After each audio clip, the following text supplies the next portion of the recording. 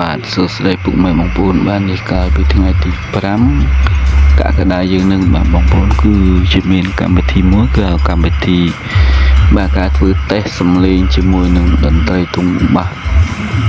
គ្រប់ប្រភេទហ្នឹងបាទគឺ8គុណនឹង8បាទសាប់8គុណនឹងសូឡូ8ឬក៏សង់8មកវាច្រើនគ្រប់ទិទីប៉ុន្តែសម្រាប់គេធ្វើនៅក្នុងស្រុកបានណន់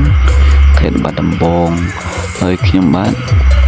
ជាងសមៀនធ្វើទុកបាំងទីដែរនៅខេត្តពោធិ៍សាត់ទេតែខ្ញុំបានទៅចូលរួមបងប្អូនបាទអាចជាស្រ័យផងបាទដោយសារអីគឺបាទខ្ញុំបង្កើតហ្នឹងគឺគាត់មាន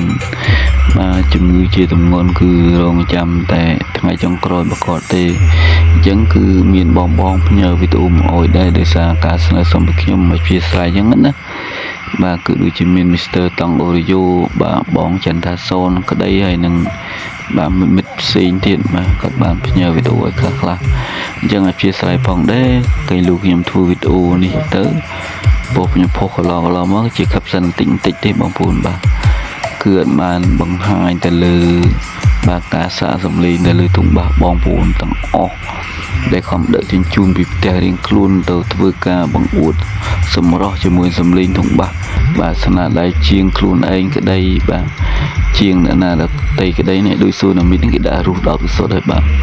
នឹងគឺយើងឃើញច្រើនអញ្ចឹងអធិស្ឋានដែលអ្នកមានវីដេអូឲ្យខ្ញុំហើយក៏មួយទាំងជាងសមៀនបាទអត់បានយកវីដេអូរបស់បងប្អូនដែលខំទៅដឹកទៅស្រាំគេដែរទៅដល់បាទ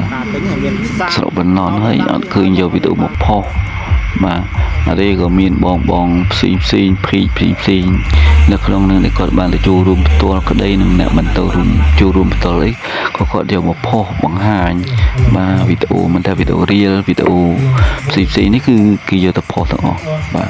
អញ្ចឹងអវត្តមាននៅខ្ញុំបាទទេរាល់ឆ្នាំគឺមានកម្មវិធីអញ្ចឹងខ្ញុំមិនដែលចូលទេបាទឆ្នាំនេះគឺអធិស្ឋានផងយកវីដេអូបោះបងបាទដូចនេះធំដេកម៉ាកក៏មានបាទនេះគឺមានការចូលរួមច្រើនមែនទេបងប្អូនបាទនេះឃើញអ្នកចាប់អារម្មណ៍ទៅលើផ្នែកខាងតន្ត្រីទុំបាសជាពិសេសជាងទុំបាសយើងសម័យលើក៏រីកបាទដុះដាលច្រើនដូចផ្សិតអញ្ចឹង